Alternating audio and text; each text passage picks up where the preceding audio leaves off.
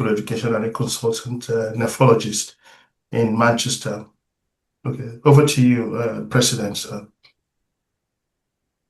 Thank you. Thank you, everybody, for joining us on this evening. It's our very first series of lectures on webinars relating to the care of the pregnant mother, care of the baby at the time of birth, of the pregnant laboring mother, and the care of the baby and mother after birth when in the community.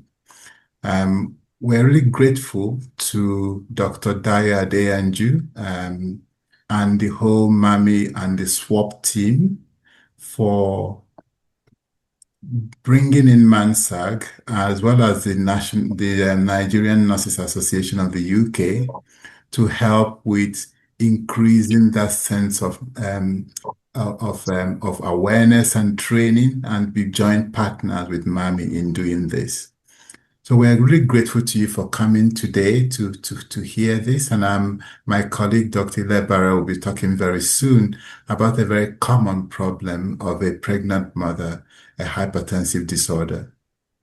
And we know that will also not only affect the mother, but also the baby inside the womb, and indeed at the time they are born. So we're inviting us to be part of this program. We'll be doing this every month, certainly, and the whole idea, one of the thinking around this will be that we will then, in the summer, have an on-site training visit with using the Safer Birth Bundle of Care approach, because we know that is an evidence-based way of supporting healthcare professionals in primary and secondary centers. We're starting currently with Kano State, Kaduna, and Sokoto states, and I'm really pleased that a lot of their MAMI coordinators are here today. But the expectation is that we'll be going around the country learning and working with colleagues. So I'm grateful to everybody who is here. I'm grateful to our partners, Dr. Dayo from MAMI, Dr. Ghana from NMA, my colleague in the Diaspora Engagement Committee, colleagues in the Federal Ministry of Health, if they are here, and all the MAMI and Diaspora and NIDCOM colleagues who are currently on call, as well as colleagues from the Nigerian Nurses and Midwifery Association in the UK. So I hope we'll take a lot out of this. Please be part of it. Please contribute and let us know the places we've done well, but also places you think we can do better. Thank you. Thank you very much, the President of MANSAG. So could the MAMI lead give a brief remark? President, the MAMI lead is Dr. Dayo. I've seen him. Dr. Dayo is on the call, so he's here. Dr. Dayo, good afternoon, everyone. Yeah. Can you hear me? You're a little bit. Can you hear me? Yeah, we can hear you. Can you hear me? Yeah, we can hear you. It's better now. Is it better now? Yes, slightly better. Okay, so good afternoon, everyone. It's a great pleasure and excitement to witness today's first webinar. Sincerely, I want to say a big thank you to MANSAG, NNCA UK, and NME, and everyone, who has ensured that this will happen, because one of the greatest, thing in the country now is how we change the narratives of the number of women and children that are dying, improving, our indices as a clear demonstration of commitment of Mr. President, towards improving the health, system. So MAMI has been launched, and, we have journeyed and we are training the system, back home. In fact, as I speak with you just yesterday, we completed the 33 MAMI states. That's 172 LGAs have now been activated for MAMI. But one of the critical gaps there is the need to now build the capacity of the health workers, to be able to deliver qualitative maternal and newborn, services. And so one of it, is in this effort is we have actually sought collaboration with MANSAG, NNCA, UK, signed an MOU to say, you know what, bring your experience to bear and then see how you can support the capacity building. And this is what is happening right now. So for us, it's something that excites us and something that we are super so committed to. We will, we will try as much as possible, to continue on this line. We also believe that this will improve the quality of care. This will ensure that our women have that confidence in the facility that have been lost over time due to this poor competence. So, without much talk, let's go straight to this business. I once again want to appreciate all those who are signing to learn. And on behalf of the coordinating minister and all of us at SWOP coordination office, we want to sincerely thank you and the MAMI team for this work. We wish everyone a successful deliberation learning and then look at a favorable outcome of impacting knowledge. I thank you so much. Thank you so much, Dr. Ayo. Thank you for the encouraging speech. And like you said, collaborative work is the way forward. Everybody achieving the same goal. So the next item will be to go into the main crux of this meeting, and is to the webinar. To start the webinar by one of our own who is a consultant obstetrician and gynecologist here in the UK. So I'll just give a brief resume of him, but I will still maintain that please can you mute yourself so that the webinar will go seamlessly. So, Mr. In the UK, we describe all our colleagues who are in the surgical field as Mr. So I'm sure Fidelis will prefer that. So Mr. Fidelis Ilevbare completed his postgraduate training in obstetrics and gynecology at the University of Benin Teaching Hospital, Nigeria, earning the fellowship of the National Postgraduate Medical College of Nigeria. So he should be aware that he's very much in the know of what is going on within maternal health and neonatal health. So he's also a member of the Royal College of Obstetricians and Gynecologists in the United Kingdom, and completed his specialist training in obstetrics and gynecology in the UK, and then proceeded to a consultant post here in the UK. He's a consultant obstetrician and gynecologist within the National Health Service, and he works in Manchester in Regentshire Hospital. Where I too work in Manchester, but not in the same hospital with him. I work in Salford Royal Hospital.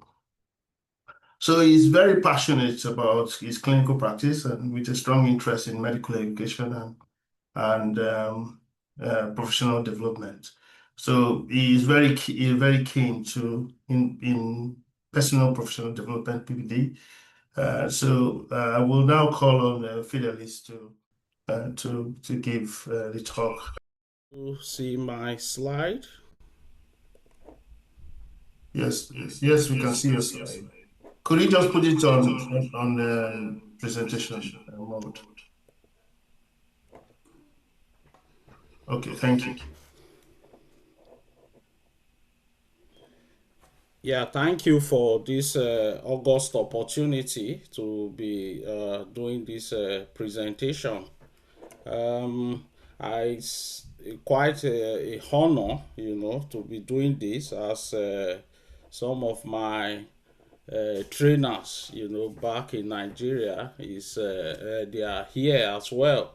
So it's quite a honor, and I hope this will be a very engaging experience for everyone.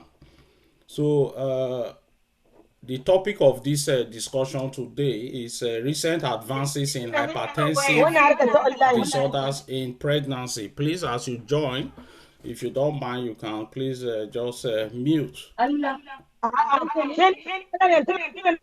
We want to appreciate our partners as displayed on the slide above. I'm going to be discussing this topic under the following headings as displayed.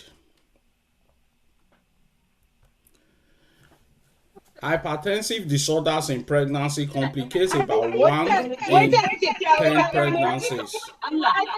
Please, as you join, kindly mute. Thank you. And is a top 3 cause of maternal deaths worldwide. And this is mainly due to delays in diagnosis, escalation of care, and timely delivery. That's why we want to focus, on this topic today and see how we can improve, in our management of patients in this category wherever we are practicing, all over the world. So in terms of classification of hypertensive disorders in pregnancy, there are different classification systems like the one by the International Society for Study of Hypertension in Pregnancy, but I'll prefer to go with this, which is quite, straightforward. Hypertensive disorders in pregnancy could either be chronic or essential hypertension, pregnancy-induced or what we also call gestational hypertension, gestational proteinuria without hypertension, preeclampsia, and eclampsia.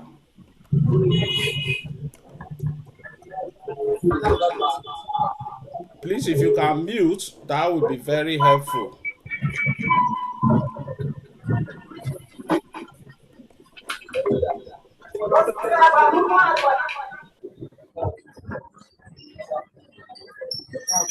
Abiba, can you mute yourself, please?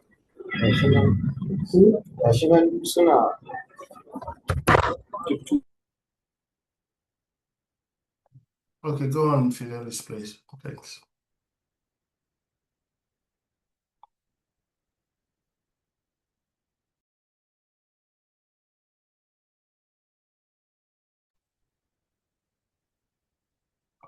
Hello, Fidelis.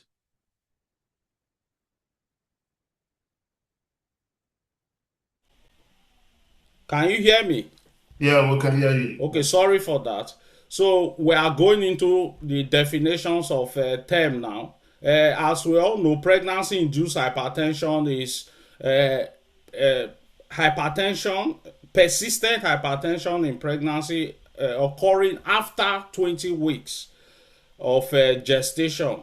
While gestational proteinuria is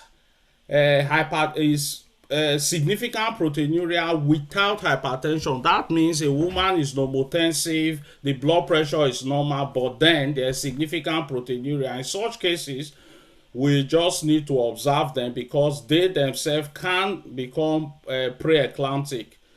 Then preeclampsia is new onset hypertension after 20 weeks of gestation with one of the following: either significant proteinuria, which we are going to be defining later, with or without maternal organ dysfunction, which is the main cornerstone of our management, evidence of uteroplacental dysfunction, for example, growth restricted babies, especially for the early onset preeclampsia. Then eclampsia, as we know, is the onset of generalized seizures in a woman with preeclampsia, and there's no any other attributable neurological causes that can account for this. This is usually an obstetric emergency, and whenever we do like the demonstration and we want unit to set up properly, for this type of emergencies that might be coming up, You know, this is what we mainly emphasize, you know, how to set up properly in cases of eclampsia. So that will be one of the main discussion when, you know, we are doing like the on-site training programs. Let's now talk about the etiopathogenesis of preeclampsia. You know, preeclampsia is a theory of disease, and you know there have been a lot of postulation, you know, about the origin of this disease, and there are a lot of theories, you know, like the placenta theory, hyperplacentosis, oxidative theory, immunologic theory, and so on and so forth. However, central to the concept of preeclampsia is the one that has to do with the placenta origin, because in normal pregnancy you expect trophoblastic invasion and spiral artery remodeling. This usually lead to low resistance and high capacitance uteroplacental circulation. What this simply means is that there's good blood flow from the placenta to the baby. However, in preeclampsia, the reverse is the case. Because of failure of this trophoblastic invasion, the spiral arteries remain narrow and high, leading to high resistance. Consequently, this leads to reduced placental perfusion and hypoxia. Just re-emphasizing, in normal pregnancy, because of placenta angiogenesis is maintained by pro-angiogenic factors, you have placental growth factor PLGF in abundance, and we also have vasculoendothelial growth factors. These bind endothelial receptors and maintain endothelial integrity. That means there's increased nitric oxide production and normal capillary permeability. The implication is that there's a lot of blood flow from the placenta to the baby, and that is what we expect in normal pregnancy. However, in preeclampsia, due to what we elaborated before, failure of trophoblastic invasion, there's release of soluble FMS like tyrosine kinase 1, which in itself lead to decrease in production of PLGF and VEGF, and that simply results into reduced availability of these two potent, you know, vasodilator enhancing agent, and as a result of that, it leads to the loss of endothelial protective signaling and widespread maternal endothelial dysfunction. This then means that there's endothelial cell apoptosis, decrease in nitric oxide, meaning that because nitric oxide is a potent vasodilator, once it's decreased, then we have vasoconstriction and increased vascular sensitivity to pressors. The implication is that the capillaries then become leaky, leading to increased capillary permeability and plasma leakage, leading to edema and proteinuria, which are, you know, the basic things that we see in patients with preeclampsia. More so, because of widespread endothelial damage, don't forget, you know, platelets, they always aggregate in areas where there are endothelial damages. So due to this widespread endothelial damage, it leads to aggregation of platelets. So just imagine vessels, you know, all over the body, widespread damages to this vessel at sub-endothelial level. That then leads to, you know, aggregation of platelet and widespread consumption. That is what leads to the DHII. And the clinical consequence is that we then have low platelets, known as thrombocytopenia, and HELLP syndrome. HELLP simply means hemolysis, that is blood cells lysing, and low level of platelets, and also low level of liver enzymes. And the risk, of course, is DHII. Here in the UK, we've managed, cases whereby patient had to have, there was a patient that we managed not too long ago, in which, she had DHII and received about 25 units of blood, of red cell, and including a lot of, of course, other agents like platelets and other blood, products. So it could really lead to maternal mortality, if all hands are not on deck. So in a nutshell, this is what I have been saying. Placental response to hypoxia leads to oxidative stress. That then leads to, an imbalance. So what we just need to remember is that there's increase in this S-Fields1, which is soluble FMS-like tyrosine kinase 1, which we don't want. Okay, and that then leads to decrease in PLGF and VEGF bioavailability, and that's what usually results in the cascade of events that we usually witness, during preeclampsia. What do we then observe? We talked about leaky capillaries, leading to edema all across, from head to toe. In the brain, there's widespread cerebral vasospasm and edema. This is what leads to the hyperreflexia, because, normally in preeclampsia, either at the point of diagnosis or during the course of management, when we're administering MAC sulfate and all, we do check for reflexes and all that. And that is what also leads to the seizures and intracranial hemorrhage. Just to mention, we'll come to that later when we are discussing, eclampsia. The intracranial hemorrhage is what usually leads to death in most eclamptic patients. Then in terms of, the retina, that's what accounts for the visual disturbance. You see a lot of patients coming in, telling you that they are seeing flashes of light and all those, symptoms, which usually improve. Most of these symptoms, anyway, they improve once you are managing the preeclampsia and the patient are doing well.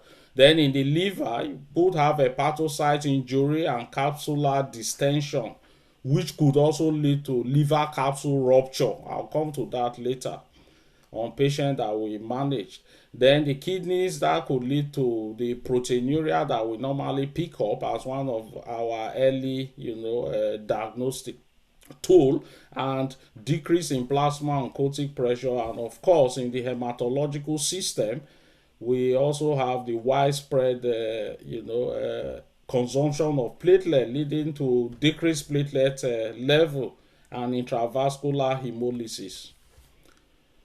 What are the modifiers and disorder spectrum? Now, for those who are chronic hypertensive and diabetic, and those with renal disease, and those who are obese, these are high risk factors.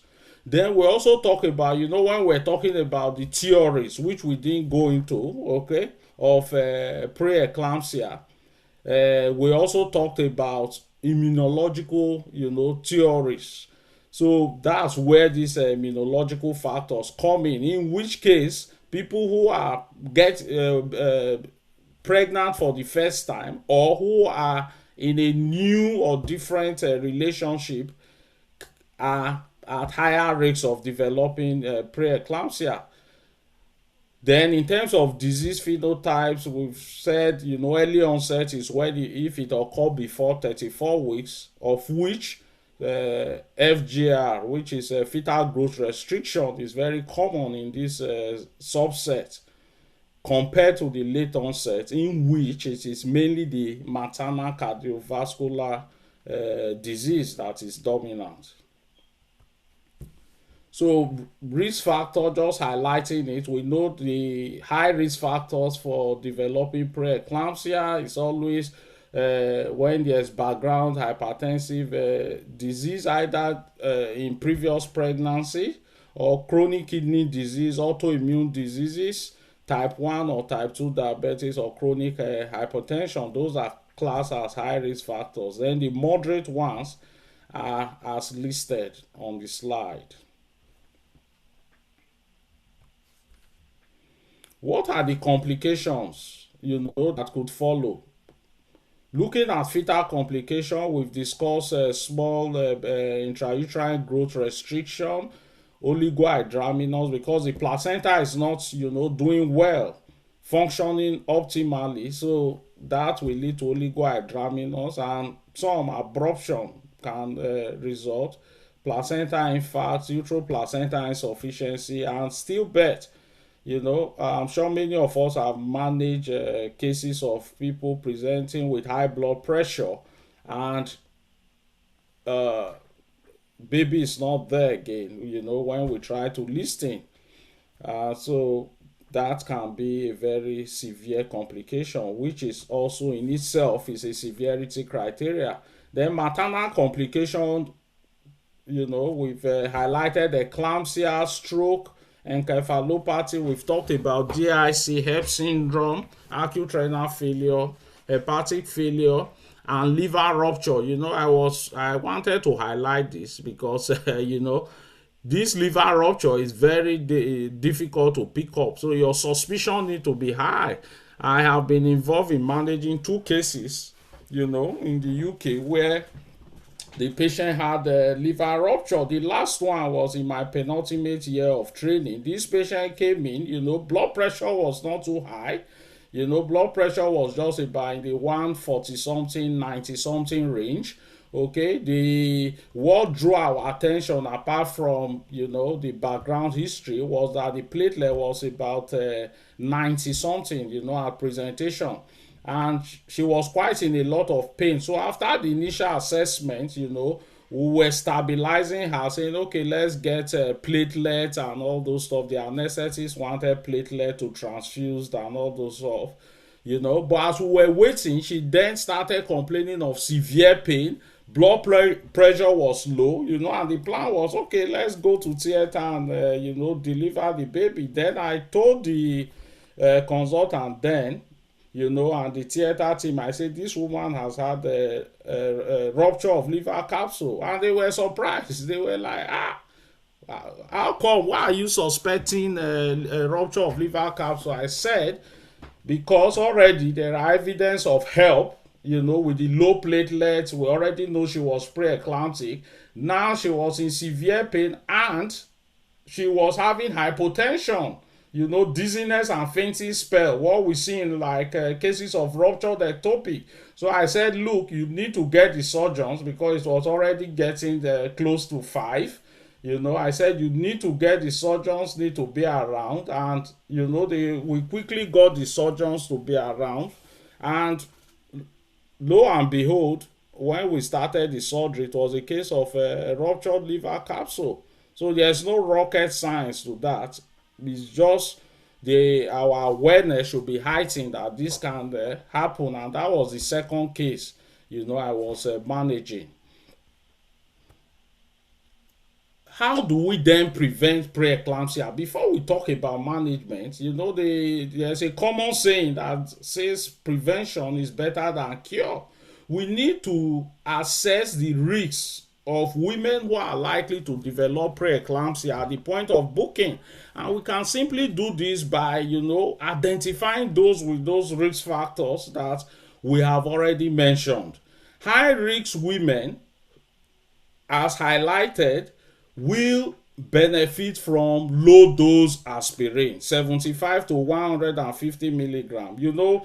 2 studies that have been key to the use of aspirin is the collaboratory low dose aspirin used in pregnancy, and also the aspirate trial, which is aspirin for evidence-based preeclampsia prevention trial. So before now, we all know that 75 milligram, is enough, especially for high-risk women, to prevent, early onset preeclampsia. And even if it do occur, it tends to minimize, the complication. But with the aspirin trials, which compared, low dose aspirin, both are low dose, but 75 to 81 versus, higher dose of 150, it was found that, the higher dose of 150 is better, in terms of preventing preeclampsia, and the side effect profile for both of them, whether you use 75 or 150, is similar. Hence, in the UK, policies have been updated, and more often than not, we now use 150 milligram once daily. So we can also, our colleagues in Nigeria, I don't know what we use now, but whatever is available, if it's 75, you can still use that. It's better than not doing anything. And it's recommended that this should be started from about 8 weeks gestation and continue until the woman is 36 weeks. And as I have highlighted, the benefits are as displayed. It also lowers the risk of preterm, and in high risk women, we should always emphasize the importance of home blood pressure monitoring. A lot of people have blood pressure monitoring at home. Even in our rural areas where maybe these facilities might not be available, we should encourage women as much as possible. They can go to the nearby chemist, or there are places where blood pressure can be checked, even if we cannot keep up with the pace as seen in developed countries due to accessibility. And there's need for enhanced antenatal surveillance. Let's then talk about diagnosis and how we manage this patient. To start with, we need to talk about blood pressure measurement. We must ensure that we are using the right, blood pressure cuff size, because at times some people have measured blood pressure for women who are obese, and they have used the very tiny small blood pressure cuff, and then you get a erroneous reading. So as much as you can, irrespective of what facilities we are, we should always be conscious that at least we are using an appropriate size cuff reading. And just to highlight, do not take one reading and start acting based on that. Yes, some authorities will say, if you get one reading of 160, above 160 systolic and above 110 diastolic, that is enough to act. But please be cautious about that, because at times some people have this white coat hypertension syndrome, or some are quite anxious when they come into the hospital environment. So here in the UK, we always hear the word blood pressure series. What we mean by that is that you need to take at least about 3 readings, at different time interval, at times 15 minutes, at times 30 minutes interval. It is when you then record persistent elevation of blood pressure, then that's when you should begin to act. So diagnostic threshold, anything less than 140/90 is normal. Hypertension is 140 and above, systolic, that then the severe range is greater than or equal to 160, or systolic or diastolic greater than or equal to 110 millimeters of mercury. How do we then manage this patient? Don't forget, as anywhere in medicine, it's always history. We take history, then we examine do some bloods, and thereafter, we begin to manage. It's always that pattern. Although in cases of emergency, you can always address the emergency then before, you take your history. So, but whichever way it is, we are going to run through briefly how to manage each of these. For those people generally, who have hypertensive disorders in pregnancy, we've talked about the blood pressure criteria as highlighted on my slide now, which is your blood pressure. It needs to be persistent elevation in the blood pressure above 140/90, greater than or equal to. And for the severity range, we have also highlighted that. Then in terms of assessing whether there's proteinuria or not, because our management protocol will be based on whether or not, if you can mute please, will be based on whether or not there's proteinuria or not, because we know for the chronic hypertensive without proteinuria, or the PIH, is high blood pressure, no proteinuria. For the preeclamptic and the, you expect. Excuse me, Abiba, could you just mute yourself, please? Thank you. Okay. Can you hear me? Okay. So, dipstick, a lot of everywhere across the world, we all have dipstick. So that is usually the starting point. Dipstick, any proteinuria greater than or equal to 1+ is an indication for further testing. I am not unaware that in some of our, rural areas, you might not have capacity to do further testing. So I would say, that any proteinuria greater than or equal to 1, some authorities will say 2, you begin to ask. They consider it significant, but generally the recommendation is that once you have 1 or more, is an indication for further testing, and this further testing could either be protein creatinine ratio, in which case any value greater than or equal to 30 milligram per millimole is considered as significant, or albumin creatinine ratio of greater than or 8 milligram per millimole.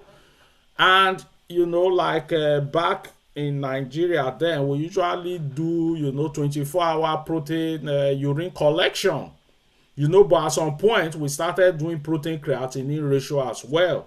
So, but the 24-hour urine collection, in which case is significant if it's greater than or equal to 300 milligram in 24 hours, is not routinely recommended, when you say globally. Okay, we don't do that here. However, if that's the only thing you have at your disposal to quantify, then why not? Okay. The cornerstone of our management, especially when the facilities is available, is when you use, blood test and the placenta and blood biomarkers. It's very important. Okay. Now, in the UK and where the facilities are there, we use the soluble FMS-like tyrosine kinase 1 to placenta growth factor ratio, in which case this testing is done when women present with and you are suspecting preeclampsia between 20 weeks and 36 weeks and 6 days. Thereafter we don't do this test. So if you have less than 38, then preeclampsia is unlikely. Between 38 to 84 is intermediate risk. Greater or equal to 85 is diagnostic of preeclampsia, irrespective of whether you are getting borderline blood pressure or not, because the negative predictive value of this test is high. Meaning, if you have levels greater than or equal to 85, even if the woman is borderline or blood pressure is still on the lows, the predictive value is high. In the next 1 to 2 weeks, the woman is likely to show features of full-blown preeclampsia. Also, we do blood tests to check for end organ involvement. in which case, if you're having platelet less than 150,000 or increase ALT levels or creatinine level, then it means that these are end organ damages, involvement. Don't forget, preeclampsia is a progressive disease. So it's not a case of like, those people say, oh, the woman is doing well and all that. And you think when you control blood pressure, then all of a sudden, the disease is cured. No, we say that it's a progressive disease, and how you monitor, how when to intervene, especially when it comes to delivery more often than not, apart from using the gestational age, is by all these biomarkers. And we do know that once the placenta is delivered, that the disease is usually cured in a matter of days, for that matter. When do we then treat? Is it we start treatment when blood pressure elevation is persistent, and our target blood pressure is usually 135/85 millimeters of mercury, and you want to avoid, by all means, it getting to the severe range, because that is where most of the maternal complications set in. So you want to keep it as much as possible 150/100. When I start women on admission being managed for preeclampsia on antihypertensive, usually I put a note down. I say if the blood pressure is below 150/100, you don't necessarily need to escalate. I mean inpatient, okay?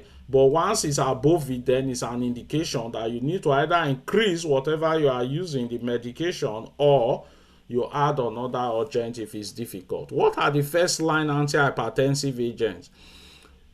Labetalol, we use that a lot in the UK. Labetalol, we usually start 200 milligram TDS, that's 3 times a day, and you can use it up to a maximum of 2.4 grams per day. We avoid this in patients with severe asthma. Second line, first line agent, we also use nifedipine, moderate release a lot. Doses 10 to 20 milligram BD, and you can titrate to 60 milligram. And don't forget to mention to the patient that they could have transient headache, especially within the first 72 hours. Because a lot of patients will call back and say, look, I have headache, and a lot of people will stop the medication and switch to another one. But you need to warn them that it can happen. Second line agents include methyldopa. I am aware that in Nigeria we use this a lot, and partly, is because even here in the UK, most of our Afro-Caribbean women, some of them don't respond well to labetalol. So here, what we do, we then, give nifedipine for those set of people. So if those of us practicing, back home, if Aldomet, which is methyldopa, is all you've got, why not, though here we classify it as second line. And the indication for second line therapy is to ensure, to start introducing them when you are not getting optimal control, okay, with the first line medication you are using. And at times the doxazocine, for people with chronic hypertensive and we are battling with different medication, I found doxazocine to be very, very helpful in controlling, their blood pressure. For hydralazine, we don't use it except if that's only what you've got, or you don't have any other option, you've exhausted all this medication. Let's now talk about timing for delivery. For chronic hypertension, PIH, generally, we expect expectant management. Now, just to provide a caveat here, please, always tie this to where you are practicing. For example, those in the rural, settings, and it's difficult for you to monitor these women and everything, always put the clinical picture and everything. If it will be very difficult for you to manage, as I'm going to discuss now, you have to, individualize the management of this patient and probably earlier delivery might be indicated than some of the timings that I'm mentioning here. Otherwise, rule of thumb is expectant management for PIH, chronic hypertension, if they are less than 37 weeks. And while doing this expectant management, you expect the blood pressure to be well controlled. You expect your PLGF level based testing to be within, the normal range. Don't forget, I said the ratio above 85, greater than or equal to 85 is preeclampsia, so it's a different ball game entirely. And that there's no maternal or fetal compromise. Ongoing maternal or fetal surveillance. Here we do scans as well, to check on baby's growth, liquid volume, and Doppler. So, for example, if you do any of those scans and you then have intrauterine growth restriction, already that is a severity, criteria. So you then need to begin to act. Otherwise, if there's any reason to be worried, then you counsel for delivery, okay, which could be induction or cesarean, say, based on obstetric reason, not because of the hypertensive disorder itself, okay. But greater than or equal to 37 weeks, then you can recommend delivery, okay, once you are happy with that the woman is well stabilized. Let's then talk about for preeclampsia. What do we do then? There was a popular trial, that was done, published in Lancet, called the Phoenix trial, that looked at early delivery versus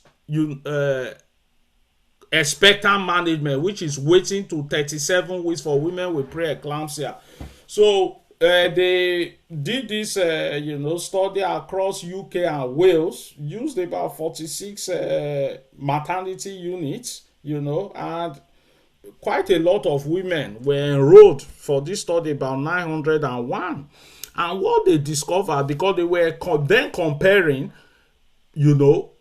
planned early delivery. By early delivery, they mean between 34 weeks and 0 and 36 weeks and 6 days versus expectant and waiting until when the woman is when the baby is 37 weeks. They discovered that, for planned early delivery, okay, within 48 hours, meaning if you see a woman who the diagnosis of preeclampsia is made and she's between 34 to 36 weeks, then you offer them planned delivery, which could be induction or cesarean section if obstetrically indicated. They discovered that, the maternal complication compared to the ones that had expectant management was less. Okay. However, there was about 25% increase admission to neonate, of course, because of prematurity when you deliver early. But in terms of long-term, respiratory problems and all those stuff, there was no significant difference. In fact, in 2 years, when they checked, was there any difference in early versus late delivery? There was no difference at all. Therefore, now, in the Manchester Axis and Environ, we tend to emphasize and counsel women on this Phoenix trial. In which case, when a woman presents, we make the diagnosis, we tell them about this study and we ask them to choose. That is what, we call, and allow them to make an informed decision. Some will say, oh, I want to coast along until I'm 37, while some will go for early delivery. Whatever their choice is, we offer them. However, I must emphasize, you need to, be cautious based on where you practice. For example, if I'm practicing in a rural area and I know it will be very difficult for me to monitor these women, I will be pushing more for early induction for women who are preeclamptic. But if you are where you can monitor, maybe you are in the urban areas and you can bring them in, like weekly, or they can do home blood monitoring, and you have the facilities to do bloods, to check end organ involvement or damage, then why not? You can coast along until 37 weeks if the woman is happy We need to emphasize that. We need to, you know, discuss this with them. Coming to eclampsia, which I said, you know, if we are doing the on-site training, this is where we are going to focus on mainly, because this is where the maternal mortality comes from more often than not. And more often than not, it is because most teams, you know, we are not ready to face this emergency. Eclampsia is an obstetric emergency. Once you see a woman, you are managing a woman with a high blood pressure, you know, or pre-eclamptic lady, and she's pregnant and she starts fitting, it's an obstetric emergency, and we need, irrespective of the unit where you are practicing, this need to be declared as such, and we must ensure that we call for help immediately.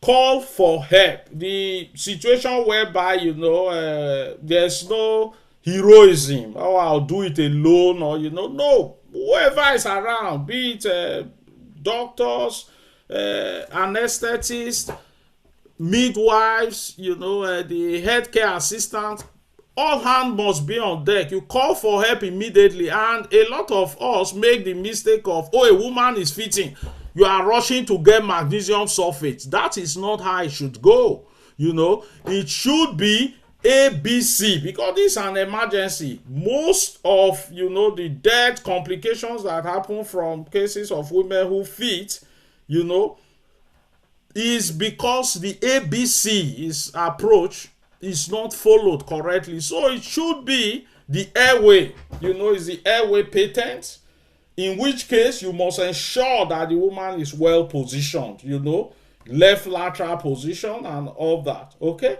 Then breathing, is she breathing, you know?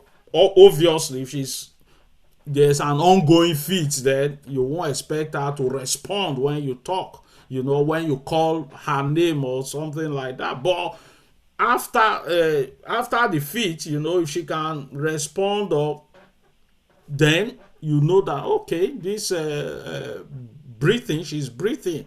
Check for her oxygen saturation if you've got the device to do that, okay? And then you begin to establish your wide bore cannulas, where you then begin to take samples and everything, in which case, apart from, you know, those that use Pritchard regime, where you inject the magnesium sulfate IM, you know, most in the UK we do IV. So that is where you have to put in your cannula anyway, if you use the Zuspan regimen. So the next thing, after you've done your ABC, you've placed her on oxygen, left lateral, ensure that the tongue is not, causing airway obstruction and all those. Then you need to control the seizure, in which case we use magnesium sulfate, which is the cornerstone of management of the, you know, seizures anywhere in the world, you know. So it's always loading dose plus maintenance dose, and it depends on which regime you are using. There are many regimes of magnesium sulfate used, be it a Pritchard, which I know in most centers in Nigeria, they use the Pritchard regime, which is usually loading dose of 14 gram of magnesium sulfate, 4 gram IV, then you give 10 gram IM, then alternate Butok every 4 hours, you then give 5 gram. That's the Pritchard regimen. So all the regime, they are modifications of the two. But in the UK and in centers where they have enough hands, you know, we use the Zuspan regime, in which case, you know, we give loading dose 4 gram of magnesium sulfate IV slowly over 15 to 20 minutes, and then we use an infusion pump, which I'm going to display later, you know, to give the maintenance dose of 1 gram per hour up until the 24 hours after birth or the last seizure, whichever one, you know, comes last. Okay, that's what, and I'm sure we are all conversant with this. And for breakthrough seizures, we use 2 grams of magnesium sulfate. However, if in your center you are practicing where you don't have magnesium sulfate, then of course, you know, other agents like diazepam, you know, can be used, but this is the standard medication that should be used to prevent an abort seizure.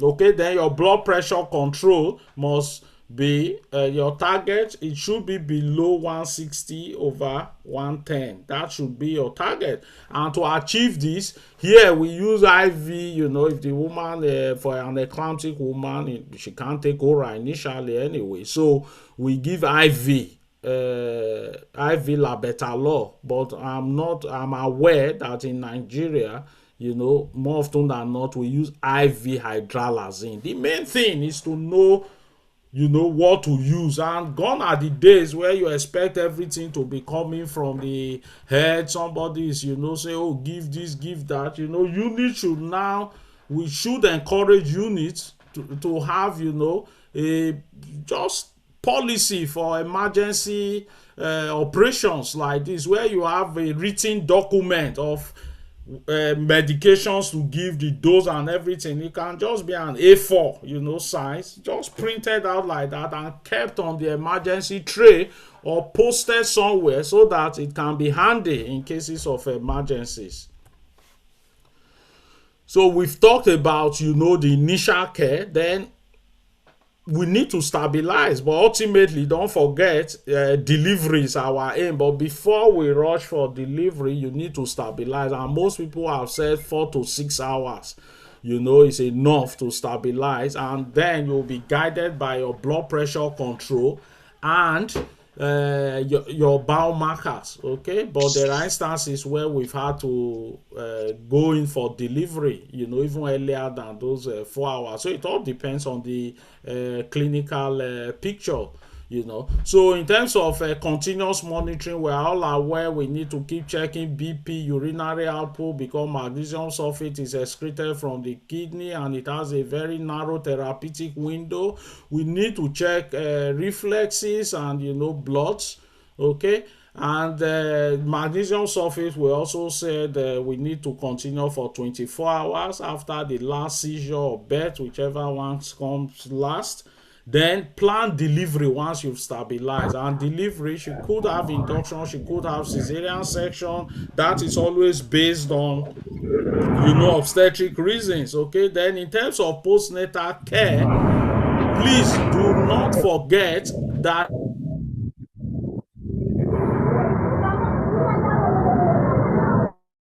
Abiba, could you just mute yourself, please? Osman Ali.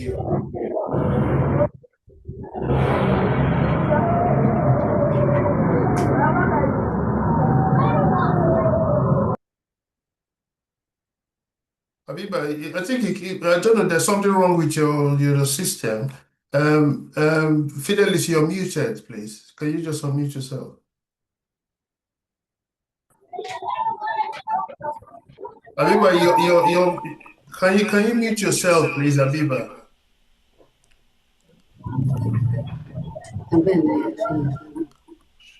Just a minute, I'm running over, I think. Can you hear me? Yeah, we can hear you. It's okay. Abiba, could you just mute yourself? We talked about you know, high risk of reoccurrence. So for example, if you are in a center where you cannot keep them or you cannot you know, afford to be bringing them back, you know, for BPHI, we advise, you know, booking a postnatal appointment around day 4, because that is when, you know, the blood pressure can start going up, you know. So if they can afford it, you know, to come back around day 4, then that might be a good time to bring them back. Then, of course, we need to counsel our women on, you know, the future cardiovascular risks. So in a nutshell, the postpartum management would include, you know, trying to maintain your blood pressure below 160/110, and also, you know, ensuring that everybody is aware of the target, which should be blood pressure around 135/85, and to enable breastfeeding adherence and, you know, timely discharge. Then first line medication in the postnatal period include use of nifedipine, Okay, same dose as what we do in the prenatal period, or you could switch them to amlodipine 5 to 10 milligrams daily, which is an effective alternative. Okay, labetalol can also be used. However, we must be wary of using labetalol, because of the increased dosage frequency. So a woman that has just delivered taking medication 3 times a day, so we usually like to try and taper it off and switch to any of the first 2 that I've mentioned. Then of course, in Nigeria, I know we use methyldopa a lot, but let's begin to watch out for the depression risks. So usually women on methyldopa, we do say try and stop them, around 48 hours, post delivery, because it does have depression risks with prolonged use. However, again, if that's the only thing you've got, then what can we do? Okay, then anticipate the BP trajectory. I've said that. I've also talked about use of the medication and all that. I'm rounding off now. Okay, diuretics are not recommended. Then in terms of postpartum antihypertensive management, if they are inpatient, you monitor 4 to 6 hourly. Okay, then daily for the first 2 days postpartum, very important. Then once between days 3 to 5 and days 5 to 7, because of what we discussed earlier.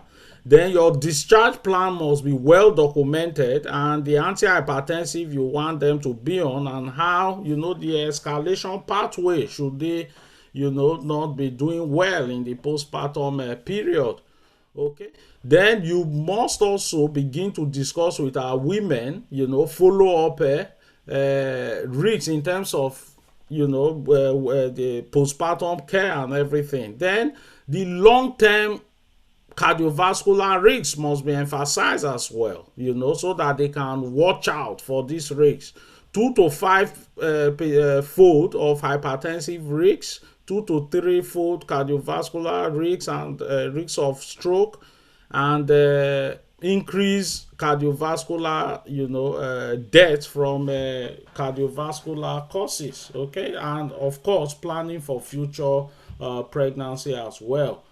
In a nutshell, we've discussed that hypertensive disorders in pregnancy, is one of the main thing that we should begin to be focusing on, and we must equip ourselves with how to recognize this, diagnose, and manage these women, because our ultimate aim is that a woman who is pregnant should be alive to give birth to our child and to also take care of that child. Hence, we must equip ourselves, our unit, and prepare for emergency situation, especially in cases of eclampsia. We must know what to do. All hands must be on deck, and by so doing, we should be able to reduce the maternal and fetal risks that could be associated with hypertensive disorders in pregnancy.